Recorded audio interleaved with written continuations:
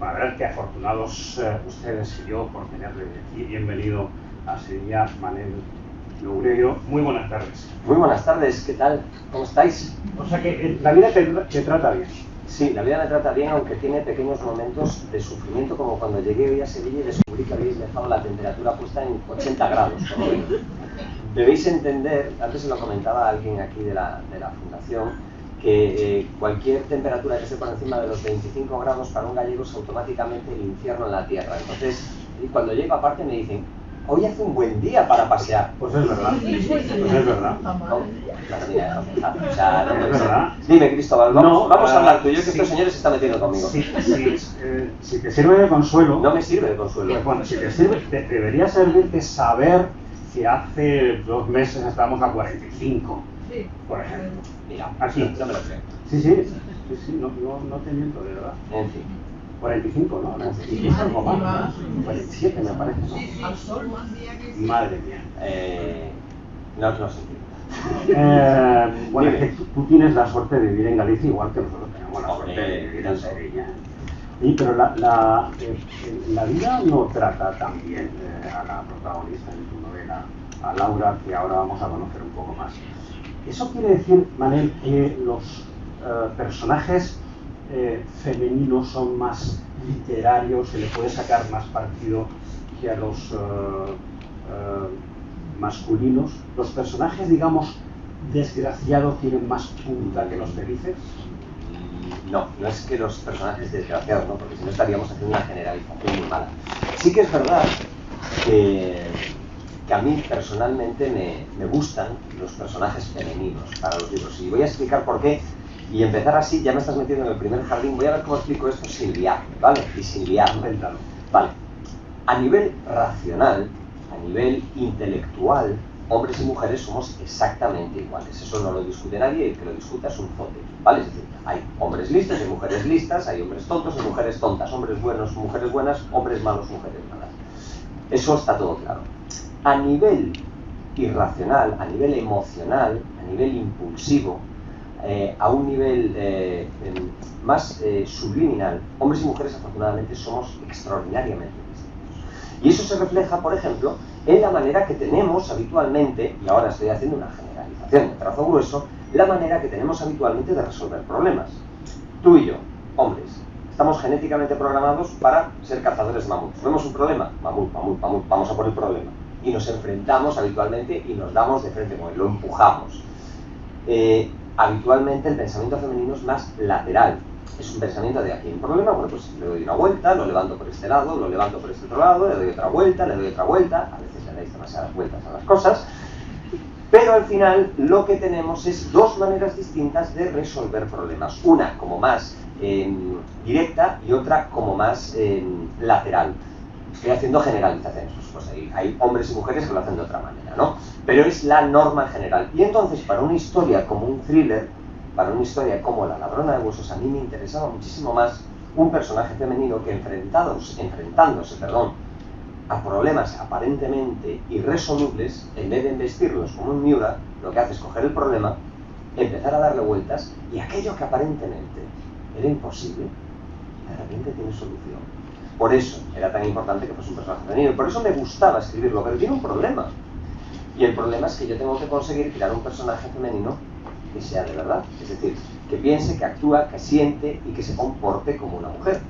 Y siendo yo un hombre, es complicado porque me obliga a hacer un trabajo de proyección y ponerme en los zapatos de otra persona de otro sexo. Bueno, muy mal no debe haber salido porque de momento no se ha quejado nadie, basta con que diga esto para que hoy de repente se me quejen aquí 5, pero en principio pues es precisamente por esos 2 motivos, porque es más práctico y segundo porque es un desafío y los desafíos siempre son muy interesantes.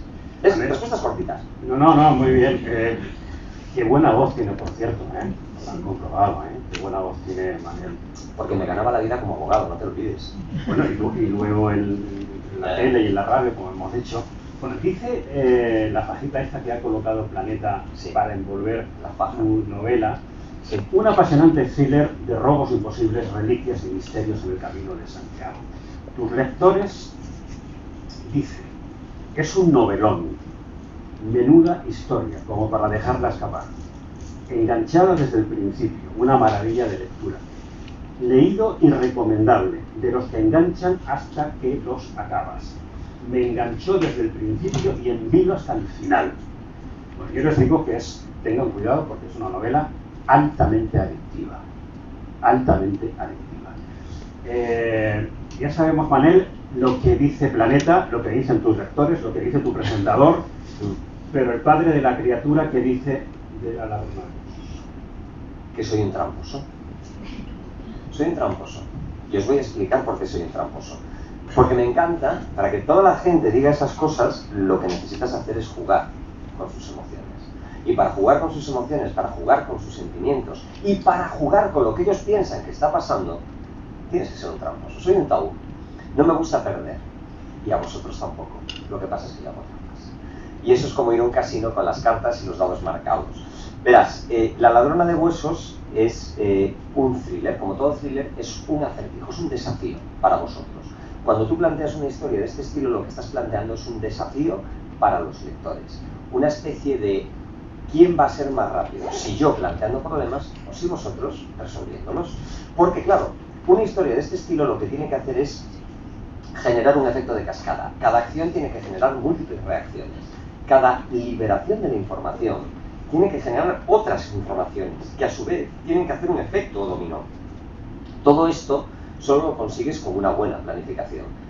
Y todo esto solo lo consigues haciendo trampas. Porque una de las cosas que se hace, por ejemplo, no os voy a contar todos mis trucos porque ningún buen tramposo revela todas sus cartas, pero todo esto se consigue, por ejemplo, utilizando herramientas narrativas que van a hacer que vosotros os quedéis enganchados. Eso que dices, que no puedes parar de leer, bueno, pues eso es básicamente una serie de técnicas y recursos como por ejemplo el cliffhanger. ¿Sabéis lo que es el cliffhanger? ¿Os suena? Vale, quien no lo sepa, se lo explico. Es un capítulo en el que estamos tú y yo hablando y de repente se ve como lentamente abre una caja en la que hay algo que te va a... y ahí se corta el capítulo. ¿Que te va a qué? ¿Que te va a qué, Loureiro? No me dejes así. Y de repente el siguiente capítulo empieza con estas dos amables personas que están sentadas en primera fila, que realmente lo que tienen es una bolsa llena de dinamita a su lado y un temporizador, porque van a, y cuando voy a explicar qué es lo que van a hacer, cortamos a seco y nos volvemos a lo siguiente, a lo anterior, que era lo que estábamos hablando. Jugar con las expectativas es una manera de mantener el ritmo. Jugar con las piezas que tenéis dentro de vuestra cabeza es utilizar un truco, porque somos hijos de la generación audiovisual. Todos vosotros, me permitís que os tutee, todos vosotros sois hijos de la generación audiovisual. Habéis crecido merendando delante de la tele, habéis crecido viendo cine.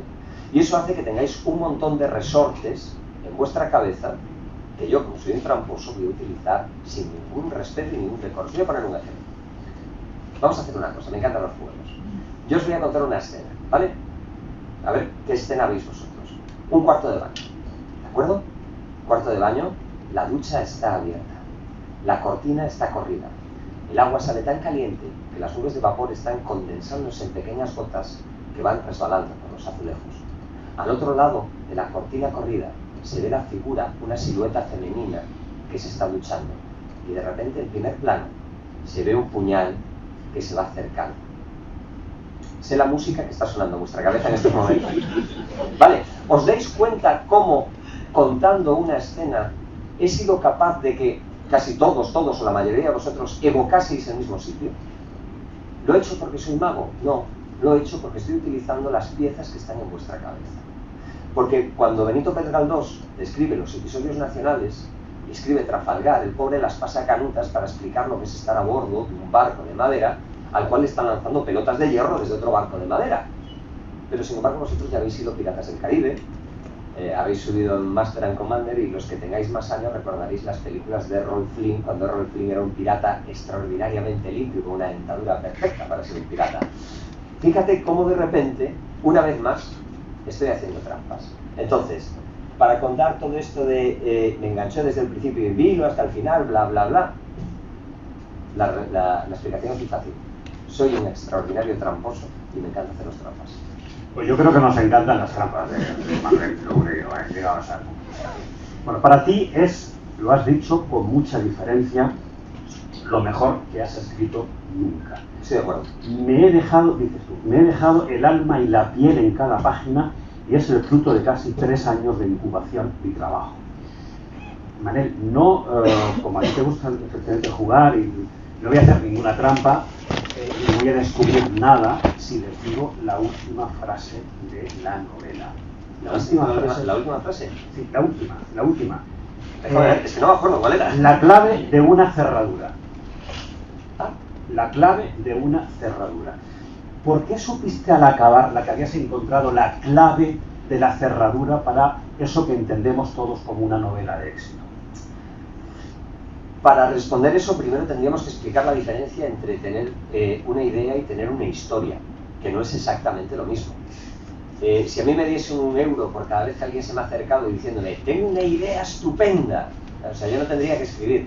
Las ideas son baratas, las ideas son abundantes, las ideas son casi gratis. Las ideas fluyen por doquier, pero las ideas tienen un problema, que son autoconclusivas. Una idea se tiene que transformar en una historia para poder contarse, para que tú encuentres eso que me estabas preguntando. Y una idea tú le tienes que hacer preguntas y esas preguntas tienen que tener respuestas. Os pongo un ejemplo. ¿Cuál es el banco más importante de aquí de Sevilla? Bueno, pues, imaginad el banco más importante de aquí de Sevilla. De repente un grupo de monjas entran en ese banco, se ponen en la cola, todo el mundo las ve y antes de que nadie se dé cuenta, debajo de los hábitos sacan un grupo de escopetas y ametralladoras y empiezan a atracar el banco. Eso es una idea, pero no tiene más, es una escena. ¿Cómo se transforma esa idea en una historia? Cuando tú le haces preguntas a esa idea y la idea te responde. Es decir, ¿quiénes son? ¿Son monjas de verdad? ¿Son monjas de mentira? ¿Van disfrazadas y son monjas auténticas? ¿Están todas de acuerdo en hacer lo que hacen? ¿Por qué hacen lo que hacen? ¿Tienen remordimientos? ¿Qué les obliga? ¿Les obliga? ¿Lo hacen voluntariamente? ¿Qué es lo que le motiva? Si tú puedes formular todas esas preguntas a la idea y la idea te responde todas esas preguntas y es más, cada respuesta genera a su vez más preguntas, ya no tienes una idea, tienes una historia. Después tienes que escoger aquella historia que más te motive. Y a veces las historias surgen de ideas que vienen de experiencias, y por eso lo explicaba.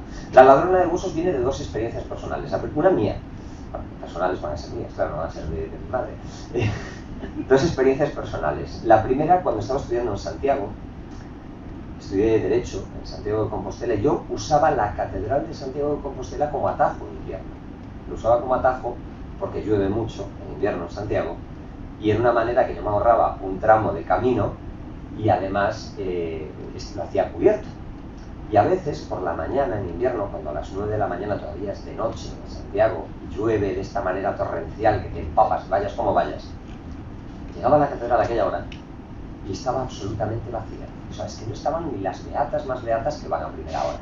Y en más de una ocasión, y ahora necesito que hagáis un ejercicio, viajéis conmigo en el tiempo, acompañad a ese Manel veintañero que está de pie en medio de la Catedral de Santiago con un chubasquero chorreando agua y mirando a su alrededor y no hay absolutamente nadie. El templo absolutamente vacío, todo para mí. Y en ese momento siempre me asaltaba la misma fantasía morbosa que esto era. ¿Y yo qué me llevo? ¿Qué puedo llevarme? ¿Sabes? O sea, de repente me salía ese kinky que admira dentro. Decidme que nunca habéis fantaseado con robar un furgón blindado. No, nunca. Solo... Vale, no me lo digáis entonces. Entonces hay un problema.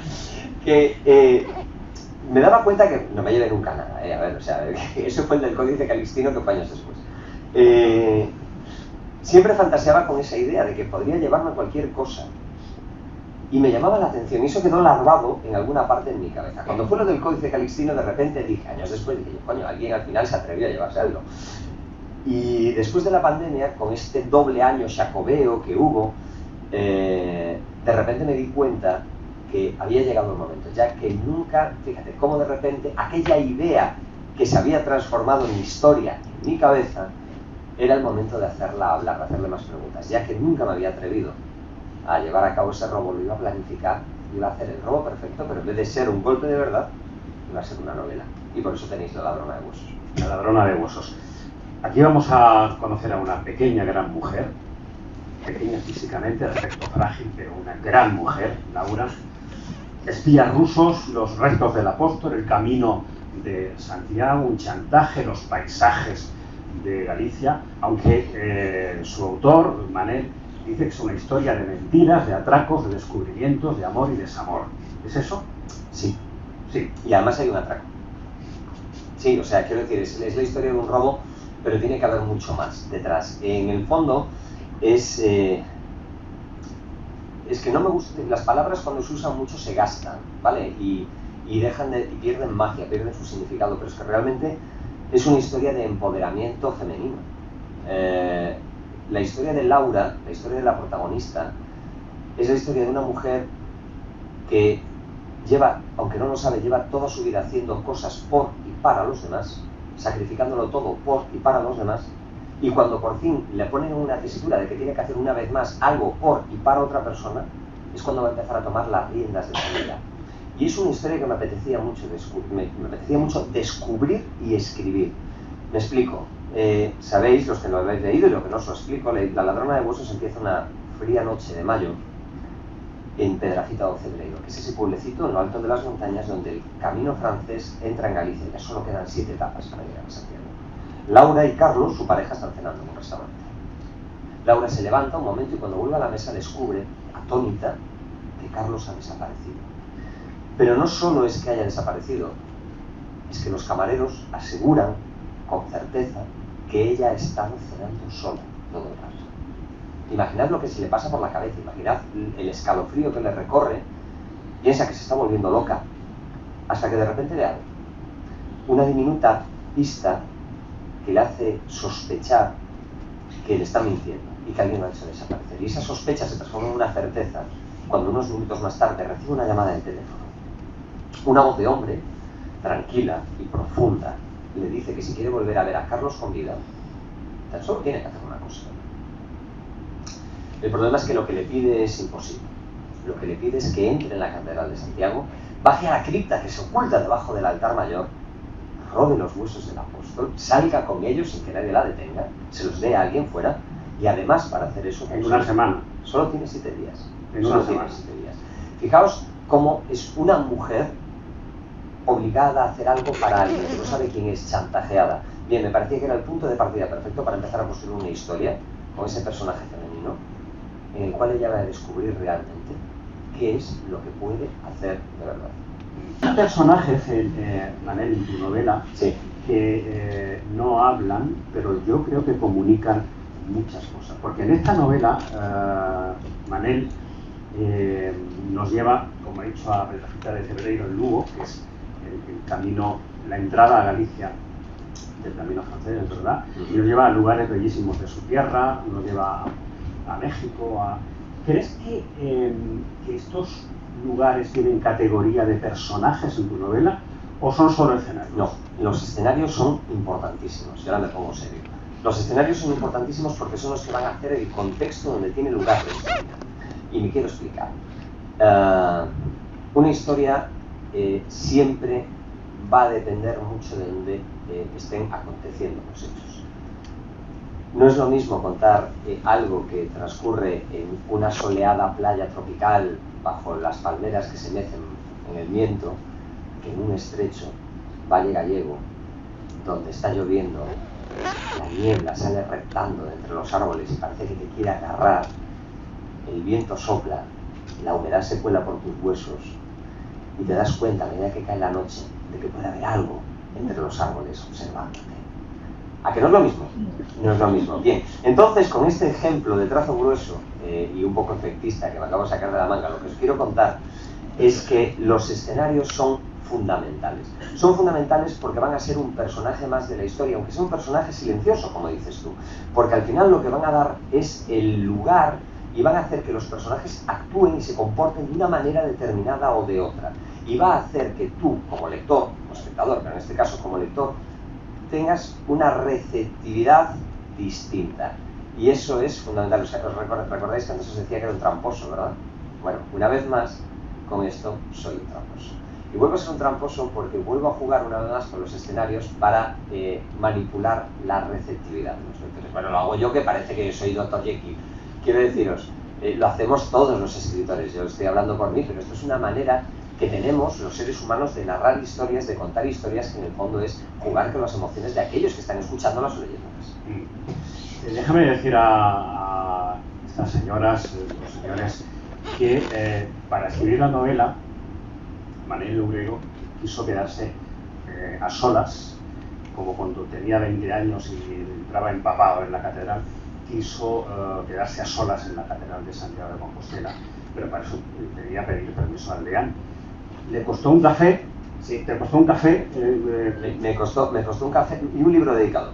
Bueno, un detalle. Quedar con él. ¿Y por qué quisiste vivir esa cosa de quedarte solo en la... Porque yo necesito hacer una cosa siempre que escribo, necesito recorrer yo personalmente de forma física los escenarios por donde después van a transitar los personajes de la novela. En este caso yo necesitaba entrar en la Catedral de Santiago, pero no los sitios que pueden visitar ustedes habitualmente. Necesitaba entrar y pisar y cruzar todas esas salas, habitaciones, corredores, todos esos sitios que habitualmente están cerrados al público. Necesitaba llegar a lugares que a lo mejor llevan sin acceso público desde hace décadas. Y claro, para conseguir eso necesitaba un permiso, ¿no? No podía aparecer allí con mi cara bonita y una sonrisa y conseguir que me abriesen la puerta. Necesitaba que gestionar un permiso. Y fíjate, de repente la realidad empieza a superar la ficción. Les voy a contar una historia. Estaba haciendo esta visita, estaba recorriéndome a mi aire el interior de este enorme templo, que no es tan grande como la de Sevilla, que es la más grande del mundo, pero es grande de consideración. Es decir, sabéis que son edificios construidos a lo largo de los siglos y que las capas se van superponiendo como capas de un pastel.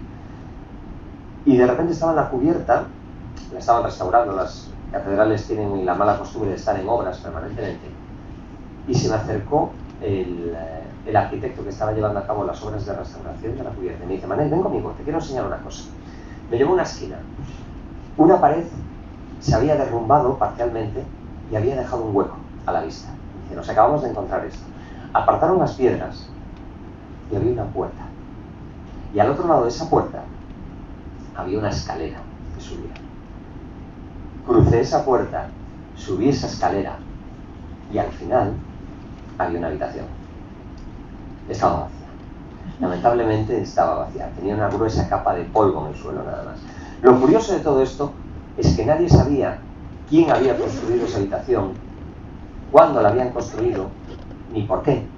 Pero es que nadie sabía quién había ordenado tapiarla, cuándo habían ordenado tapiarla, ni por qué.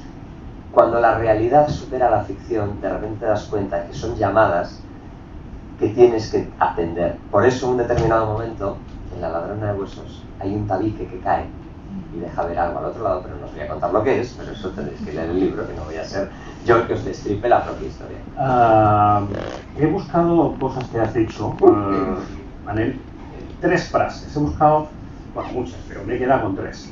Te voy a pedir que me cuentes algo rápido. A esto, lo de escribir, hay que meterle muchas horas. Olvídate de las musas, eso es una tontería.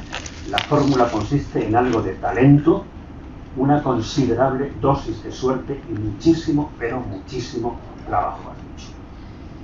Pero vivir de ese trabajo que te apasiona, eso es el gordo de la lotería y el buconazo y todo justo, ¿no? Eso es una suerte infinita porque realmente ya no trabajas.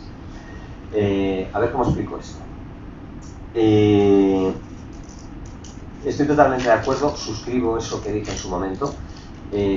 La clave del éxito. Es que el éxito es una cosa que es muy móvil, ¿no? O sea, no es lo mismo para todo el mundo. Pero la clave del éxito literario esa fórmula es esta. Es una pequeña dosis de talento, una considerable dosis de suerte, y una enorme dosis de trabajo. Tienes que mezclarlo. Esto es como la pólvora, ¿sabes? Salitre, azufre. Si no tienes los 3 ingredientes, nunca va a funcionar. Nunca va a funcionar. Y en mi caso se dieron los 3 ingredientes. Yo siempre me he comparado con Forrest Gump. ¿Recuerdan a Forrest Gump, el protagonista de aquella película? Un hombre que tenía una inteligencia un tanto limitada, pero que sin embargo tenía una considerable virtud, que era que siempre estaba en el lugar adecuado, en el momento idóneo y en las circunstancias justas. Una persona con suerte. Es una persona muy afortunada. Pero sabiendo esto y sabiendo que tengo una pequeña dosis de talento, lo único que puedes hacer es trabajar y trabajar. No vale de nada que tengas muchísima suerte y muchísimo talento si no lo trabajas. No vale nada que trabajes un montón y que tengas mucha suerte si no tienes talento. No vale nada que tengas talento y trabajo si no tienes suerte. Al final necesitas esa mezcla exclusiva. Y el hecho de poder vivir de la literatura no solo es que sea el gordo, es una maravilla. es una maravilla. Hay muy pocos escritores profesionales, en el sentido de gente que viva única y exclusivamente de escribir en España. Tengo la suerte de ser uno de ellos desde hace muchos años. Y es una suerte porque es que al final yo hace muchos años que he dejado de trabajar, ¿vale? En el sentido que para mí no es trabajo, para mí es mi pasión. Bueno, yo creo que lo transmito cuando hablo de literatura y que notáis que a mí esto me atrapa y me apasiona por completo. También es verdad que es una pasión puñetera, es una pasión que te acompaña las 24 horas del día. No puedes hacer un break en la cabeza y dejar de serlo, ¿sabes? Esto es como cuando eres alcohólico las 24 horas del día, lo sé. Pues esto es más o menos lo mismo. Y la verdad es que es muy divertido, tengo que decirlo, es un trabajo muy divertido. Es un trabajo muy divertido. Es un trabajo que no es un trabajo. Que no es un trabajo, pero también es el trabajo perfecto para un bipolar, ojo. Sí, porque es que te pasas la mitad del tiempo encerrado, escribiendo, y la otra mitad del tiempo, ¿sabes? Es como Jack Torrance en El Resplandor. Escribes, estás tú solo, hablas en gruñidos, no ves a camareros que no existen, pero falta poquito. Y la otra mitad del tiempo, vamos bien de referencias pop, oye, entre Psicosis y El Resplandor, vamos bien. Y la otra mitad del tiempo te la pasas viajando por todas partes, estando con todo el mundo, hablando un montón y realmente siendo el tipo más sociable del mundo. Entonces, tienes que tratar de conjugar esas dos naturalezas que chocan entre sí y a veces es complicado. La gente que nos rodea tiene que ser gente con mucha paciencia. Otra frase tuya. Dime. Quiero seguir siendo el mismo chaval de siempre de Pontevedra. Lo que no quiero es convertirme en un gilipollas. Eso dice Manel. Yo te pregunto hoy en Sevilla, Manel, la fama, el dinero, los aduladores, la altura, que además marea, ¿puede convertirnos en eso que no quiere ser? Hombre, hay un montón de muestras en el mundo de que eso sí que pasa. Quiero decir, todo depende de cómo tengas amueblada la cabeza, ¿no? Pero todos conocéis casos de personas brillantísimas que de repente les empieza a ir muy bien en la vida y algo les hace clic en la cabeza y pasan de ser personas brillantísimas y maravillosas a ser personas brillantísimas o no tan brillantes y auténticos subnormales. La hemeroteca está plagada de esos casos. Y normalmente, cuando empiezas ese camino de volverte un poco bobo, es cuando empiezas tu camino de autodestrucción, porque empiezas a perder las referencias que te rodean y que te permiten hacer lo que haces. El tener la humildad suficiente para ser consciente de que solo soy un cuentacuentos, ¿vale? ¿Sabéis los cuentacuentos que están en las fiestas infantiles? Este de que se pone de pie y una nariz de payaso y le cuenta un cuento a 12 niños. Yo hago exactamente lo mismo. Soy exactamente lo mismo. La única diferencia es que yo tengo un público más grande y más adulto y no se sienta en el suelo. Pero aparte de eso, es básicamente lo mismo. Y no puedes perder eso de vista, porque si pierdes eso de vista, aparte pierdes una cosa que es la pasión. A mí me apasiona lo que hago. Disfruto muchísimo lo que hago. Y el día que me levante y empiece a escribir pensando que ya lo tengo hecho, que eso está chupado, que lo tengo dominado y que soy la leche, ese día es el principio del desastre. Pero eso es en esta profesión y en cualquiera. Y eso no te lo puedes creer nunca. Tienes que ser siempre... disfrutar. Cuando digo nunca quiero dejar de ser ese chaval y no convertirme en gilipollas es porque no quiero perder la misma ilusión que tenía. Verás, recuerdo perfectamente el primer día que vi un libro escrito por mí en un escaparate, en una librería. Es uno de esos recuerdos que se me van a quedar marcados para toda la vida. Iba andando, se acababa de publicar el libro, mi primer libro, creo que 2 o 3 semanas antes, y yo todavía no entendía muy bien qué era lo que estaba pasando. Pasé por delante de una librería y vi algo de refilón que me sonaba. Giré la cabeza y estaba allí. Yo, que había sido lector compulsivo toda la vida, de repente estaba viendo un escaparate, algo que llevaba mi nombre puesto y que había escrito yo. Recuerdo que llamé por teléfono temblando y que le saqué una foto y que me saqué una foto y que estaba histérico y es que no podía entenderlo. Y aquella sensación no la quiero perder nunca. Es decir, hoy en día es distinto, ¿vale? O sea, quiero decir, las escalas son diferentes, pero tiene que ser exactamente lo mismo. Y no puedes perder eso de vista, y me estoy enrollando un poco. Bueno, que hablando de escalas, han dado cuenta ustedes del detalle que el nombre de la novela tiene los mismos caracteres que el nombre del escritor. No siempre pasa. ¿Tiene? ¿Cómo? Espera. Ah, que el tamaño de la letra, es el mismo. Vale, sí, es bueno. Bueno, otra pregunta. Los abogados, ¿qué le pasa? Tenemos una mente calenturienta y maquiavélica. Correcto. O sea, perfecto para escribir, ¿no? Oh, bueno, pero es que tú piensas que hay un montón de abogados, jueces, que nos hemos escapado, hemos salido corriendo de la judicatura para dedicarnos a la literatura. Precisamente hoy, creo que anda por aquí, por Sevilla, Ildefonso Falcones, que anda también de promoción, que es otro fugado del mundo jurídico, Lorenzo Silva, otro fugado del mundo jurídico. Los ejemplos sobran, son abundantes y palmarios. Veréis, en mi caso yo me di cuenta de esto, o sea, yo me lancé a la escritura para escapar del mundo del derecho. Yo trabajaba como abogado, ¿vale? Un abogado es un mercenario muy bien vestido, es un tipo que va a pegar cuchilladas de traje y corbata. Sí, pues es la verdad, pues vas de forma muy civilizada y muy elegante, pero vas a arrancarle los hígados al contrario, siempre con una sonrisa en la boca. Pero el problema es que la literatura jurídica es una literatura muy rígida, ¿no? No hay mucho espacio a que tú tengas capacidad de expresión más allá de las fórmulas tradicionales. Yo me di cuenta un día que estaba en sala y pronuncié la siguiente frase literal que voy a repetir ahora. Señoría, me veo en la obligación de excitar el celo del miembro del Ministerio Fiscal, que es la manera ritual y correcta de decirle al fiscal: fiscal, coño, ponte las pilas, que se nos va vivo, ¿sabes? O sea, yo estaba en la acusación, el fiscal estaba otra cosa. Y de repente, cuando dije eso, me di cuenta de lo extraño que sonaba, ¿no? Y que llevaba mucho tiempo dedicándome a escribir querellas, recursos, demandas, y que necesitaba escribir otra cosa. Casualmente, cuando tomo esa decisión, unos días antes había pasado por televisión La Noche de los Muertos Vivientes, de Romero. O sea, ¿conocen el clásico de Romero, esa película de blanco y negro de los años 60? Y algo me hizo clac en la cabeza, porque recordaba haber visto esa película cuando tenía 8 o 9 años, en la tele, y me había quedado pegado a la pantalla con esa escena inicial en la que se ve esa pareja de hermanos que van a un cementerio a dejar flores, y que mientras están discutiendo delante de la lápida, en segundo plano, desenfocado, se ve que un hombre vestido de traje, pero con el traje desarreglado, se acerca hacia ellos tambaleante. No sabes lo que es, un borracho o alguien que ha sufrido un golpe, hasta que el plano lo enfoca a él y descubres la cruda realidad, ¿no? Claro, yo con 9 años me había quedado así. Mis padres, muy buen criterio, me habían dicho que con 9 años, gracias por participar, te puedes ir para cama.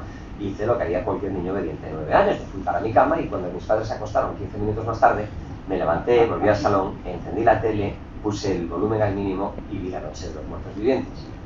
Tuve pesadillas durante 2 semanas. Pero algo se me debió quedar grabado, porque cuando la volví a ver de adulto, dije: Tate, necesito escribir algo que sea esto, lo más alejado del ordenado mundo del derecho. Y a partir de ahí empezó mi carrera literaria. Sí que es verdad que de la parte de abogado siempre heredas algo, y una de ellas es la capacidad de concreción, la capacidad de ser capaz de explicarte bien. Porque normalmente cuando tú llegas a un juicio, su señoría no tiene ni puñetera idea de lo que le vas a contar. Es decir, de hecho, tú vas a llegar contándole una versión y yo voy a llegar contándole otra.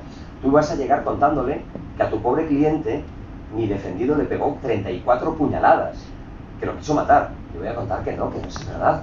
Que fue su cliente que se arrojó 34 veces sobre el puñal del mío, con ánimo de romper la hoja, cosa que logró la vez número 35, y era una hoja que era una herencia familiar, y nos reservamos el derecho de reclamar daños y perjuicios al respecto.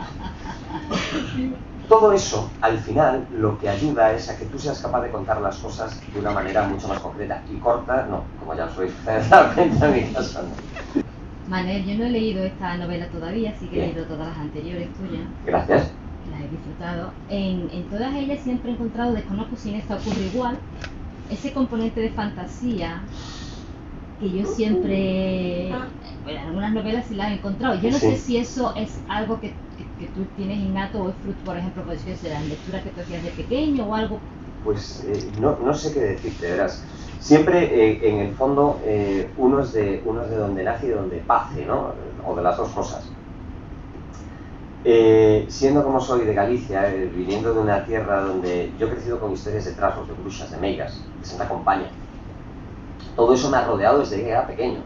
Es decir, una de mis bisabuelas era menciñeira, quiero decir, soy un niño del rural gallego. Claro, quiero decir, todo eso tiene que haberse permeado y se tiene que haber colado por algún lado. Entonces, de alguna manera se traslada. No soy el primero en hacer esto, ya se hablaba del realismo mágico, que tenía Álvaro Cunqueiro en sus libros, Dios mío, que osadía por mi parte, me estoy comparando con Álvaro Cunqueiro, borrad de eso, quiero decir, ya se ha hecho antes, no soy el primero en hacerlo, y que en el fondo al final a mí me gusta porque de alguna manera siempre vas dejando como una especie de marca, de sello personal. Vivimos en un mundo en el que, por desgracia, hay demasiadas cosas clónicas, ¿no? Demasiadas películas clónicas, demasiadas series clónicas, demasiados libros clónicos. Por la inmediatez, por la histeria. Resulta que cuando algo funciona, de repente todo el mundo quiere hacerlo porque piensa que va a funcionar igual y no es así. ¿Os acordáis del Código Da Vinci? Vale, cuando sale el Código Da Vinci, de repente ibas a una librería y estaba plagada de historias, de enigmas, de conspiraciones templarias, salían por debajo de las piedras. Cuando se publica 50 sombras de Grey, oye, de repente es que había que montar una sección de erótica. En cada librería de España, incluso en las librerías del Opus, tenían sección de erótica. Porque es que no había manera de escapar de aquello. Cuando triunfa Stieg Larsson, de repente parece, y la novela negra sueca aterriza, de repente parece que todos los habitantes de los países nórdicos escriben novela negra, daneses, suecos, islandeses, o sea, coño, que en Islandia hay 250.000 personas, no puede ser que todos escriban novela negra. Pues sí, ¿sabes? Es decir, y eso es la clave, muchas veces está en no saber dónde hay que estar, no saber dónde se está, sino saber dónde va a haber que estar dentro de un año. Eso es lo difícil. Entonces, dentro de ese mundo que parece hecho en serie, el tener algo que te marca, que es tu marca de la casa, pues mira, me da calorcito. La última pregunta No te la va a hacer nadie de quienes nos acompañan, tampoco este presentador. ¿Quién te va a hacer la última pregunta? Vamos a ver si sale bien. La última pregunta te la va a hacer alguien que de alguna manera está aquí. Esto me está empezando a dar miedo. Lo sabía. Sí. Lo sabía. Porque aquí hay alguien que te va a hacer la última pregunta. Si vosotros sabíais algo de esto y no me habéis dicho nada hasta ahora, me va a parecer mal. La última pregunta te la va a hacer. Hola Manel Loureiro, Hola. soy Julia Varela, tu compañera en las noches de Radio Nacional de España. Y ya que me han concedido este honor, el de poner el broche de esa entrevista que te están realizando con una pregunta, no sé, creo que estaría bien que comentases a toda esa audiencia que cuáles son algunas de tus manías como escritor. Joder, sí. Ya sé, a ver, sin contar demasiados detalles, ya sé que cada escritor tiene sus secretos, pero sí que yo conozco, de buena tinta además, algunos rituales y manías que Manel Loureiro tiene a la hora de ponerse a escribir. Y es curioso, creo que les gustaría escucharlo. Un beso a todos, un beso para ti muy grande y nos escuchamos en la madrugada en Gente Despierta de Radio Nacional. Un beso, Manel. Un beso, Julia. Bueno, Julia Varela, tengo que deciros que aparte de ser una persona maravillosa y una profesional espectacular, que seguramente conocéis por haberla visto en algún momento en televisión o haberla escuchado en radio, es una persona con la que llevo embarcado 3 años, este es el tercer año consecutivo que formo parte de su proyecto en Radio Nacional. Por primera vez en la noche, ¿no? Y por primera vez sí. Este año en la noche haciendo una sección que me apasiona, que es que voy contando una historia. Os daréis cuenta que a mí lo de contar historias es algo que me gusta. Y son los lectores los que tienen que adivinar qué es lo que va a suceder a continuación y se va construyendo la historia. Pero bueno, Julia te preguntaba. Me ha preguntado algo y yo estoy ganando tiempo para ver cómo respondo a esto sin que parezca un psicótico perdido. Veréis, todos los escritores somos animales por definición profundamente inseguros. Inseguros, normalmente tapamos esa inseguridad, pues en mi caso con una verborrea descontrolada, porque así evito que nadie me diga nada, y estamos llenos de tocs, ¿vale? Entonces yo les voy a contar de tocs y de manías, y somos no supersticiosos, pero sí muy maniáticos, y esto puedo decirlo con la certeza de que lo he hablado con muchos amigos escritores y amigas escritoras, y todos y cada uno de ellos tienen sus propios rituales y sus propios procedimientos. Yo les voy a contar algunos de los míos. Uno de ellos es que antes de escribir yo necesito hacer la transición de estar hablando a estar escribiendo. No organizamos las ideas de la misma manera cuando estamos hablando que cuando estamos escribiendo. Nuestras estructuras narrativas cambian por completo. Entonces, para hacer eso, yo lo que hago es hacer dedos. Empiezo a teclear para ir calentando, y lo que se va tecleando es lo primero que se te pasa por la cabeza. Normalmente, muchas veces lo haces con la mente en blanco, simplemente es cuando lees después lo que has escrito, da miedo. Da miedo. De hecho, recuerdo alguna vez he compartido notas en este estilo con Juan Gómez Jurado y nos hemos preocupado profundamente el uno del otro de nuestras saludes mentales respectivas. Después tengo otra manía, que esto no sé si debería confesarlo. Esto es un toque de libro, o sea, soy incapaz de terminar una jornada de trabajo si no es con una palabra que termine con la letra A. ¿Vale? Y si no encuentro una palabra que termine con la letra A, en ese párrafo tengo que escribir otro párrafo hasta que termine con la letra A. Y si no, seguiré, y por eso este libro, la última palabra es cerradura, que termina en A. Y se dan cuenta que es una cosa que se repite con mucha frecuencia en todo lo que hago. No es bueno, es preocupante. Sí, claro, pero es preocupante. Hay muchas más manías. Hay gente que tiene manías mucho peores que yo.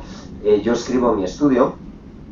Es un espacio abierto, es como una especie de loft abierto. No hay tabiques, tiré todos los tabiques y son pues paredes rodeado de más de 4.000 libros y una mesa en medio. Y en esa mesa en medio es donde yo trabajo con dos pantallas, porque yo trabajo con dos pantallas, donde tengo el texto y donde tengo la documentación, una pizarra al fondo, que es lo que me permite tener el hilo de la historia, y una mesa lateral enorme, cubierta de toda la documentación que voy consultando y todas las notas que voy haciendo. O sea, soy como una especie de pequeño hombre orquesta, porque es la única manera que conozco de trabajar. Y poco más. Sí, en ocasiones... ¿No? También. No, en ocasiones cuando necesito concentración de verdad, hago una cosa, me busco generarme ruido blanco. ¿Y cómo lo hago? Cojo una canción instrumental y la pongo en bucle, una y otra vez, mientras estoy escribiendo la misma canción una y otra vez, instrumental, música clásica habitualmente. Eso hace que al final no la escuches, no la oyes. Entonces, como no la oyes, porque estás generando una especie de ruido blanco, lo que estás haciendo es anular uno de tus sentidos. Y cuando anulas uno de tus sentidos, ¿qué es lo que consigues? Potenciar el resto. Con lo cual, al final, eres capaz de generar un estado de concentración. Es una especie, es una versión cutre, salchichera y mal ejecutada de un ejercicio zen de concentración, pero que a mí me funciona. Y estas son las confesables. Bueno, pues Manel, es verdad, como decía Julia, en su programa de la noche de Radio Nacional, creo que los miércoles a la 1:30. No, esta noche, la noche de los martes a los miércoles. Sí, hoy a la 1:30 voy a entrar desde Sevilla, desde mi hotel. Pues estar en el hotel a la 1:30, claro. Pues el espacio se llama Historias por concluir. Manel cuenta a los oyentes el inicio de una historia de misterio. Serán ellos los oyentes quienes tendrán que averiguar qué es lo que pasará a continuación. Manel, terminamos. Gracias de verdad por escribir esta historia. Estoy de acuerdo con tus lectores. Es de esas historias que te da pena dejar la novela para el día siguiente. La ladrona de huesos, que es una novela que, entre otras cosas, nos lleva a Galicia, nos lleva a tu Galicia, a ver si lo digo bien en gallego, sempre maravillosa, sempre feitiziera. Casi. O sea, la única complicada que era feiticeira, la has cagado. Pero acaba en A. Ahora acaba en A. Claro, acaba en A como no, te gusta. Que sí. No, lo has dicho bien. Me estaba metiendo contigo. Que de verdad que ha sido un gusto. Gracias por aguantarme con paciencia, que es complicado estar en una mesa conmigo cuando estoy así revuelto como hoy. Que muchas gracias a todos vosotros por haber venido. Gracias a la Fundación por haberme invitado a la cámara. Gracias por compartir una hora de vuestro tiempo con vosotros. Estas cosas a mí siempre me preocupa que la gente cuando viene que se aburra, y es algo que pretendo evitar. Pretendo que os vayáis de aquí con algo más de lo que habéis tenido, que hayáis pasado un buen rato, que hayáis disfrutado de este momento y que os vayáis con ganas de más. Y una ultimísima cosa, aquellos que sois lectores, que entiendo que sois la mayoría, tenéis una llave increíble, una llave que os permite viajar a otros países, otros lugares, otras vidas, otras culturas, a otros momentos históricos que os permiten en definitiva hacer algo que no te da ni la mejor película, ni la mejor serie de televisión, ni la experiencia más inmersiva 3D que os den, puede igualar a la sensación de un libro que te atrapa, que te mete dentro de verdad, que pierdes la noción del tiempo que estás leyendo, que estás allí porque está dentro de tu cabeza. No todo el mundo tiene esa llave, vosotros lo tenéis, también sois muy afortunados. No perdáis nunca esa llave, nunca dejéis de leer, y de verdad, una vez más, y por termino, muchísimas gracias por haber venido. Manel, lo he leído.